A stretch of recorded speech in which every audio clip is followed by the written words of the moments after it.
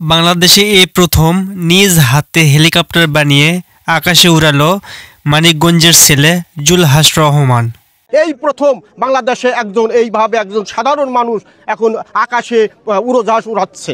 জুলহাসের দীর্ঘ প্রচেষ্টা ও কঠোর পরিশ্রমে সে একটি হেলিকপ্টার বানিয়ে বাস্তবে আকাশে উড়ালো।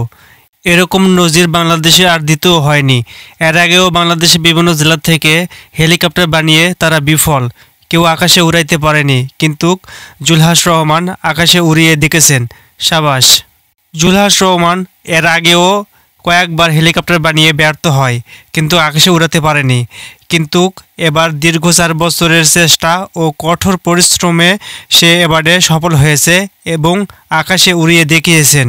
জুলহাসের এই আবিষ্কার দেখতে লাখ লাখ মানুষের ভিড়। এখন জুলহাস ভাইরালে পরিণত হয়েছে। জুলহাসের আবিষ্কারের এই হেলিকপ্টারটির ওজন 100 কেজি, আর ড্রাইভার হিসাবে সে নিজেই।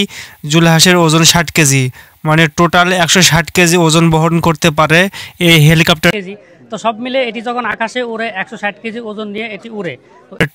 7 পাওয়ার হর্স মোটর দিয়ে 1,50,000 টাকা খরচ করে এই হেলিকপ্টারটি বানিয়েছেন মানিকগঞ্জের ছেলে জুলহাস রহমান।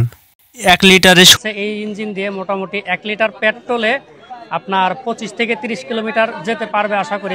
জুলহাসের এই আবিষ্কার হেলিকপ্টার।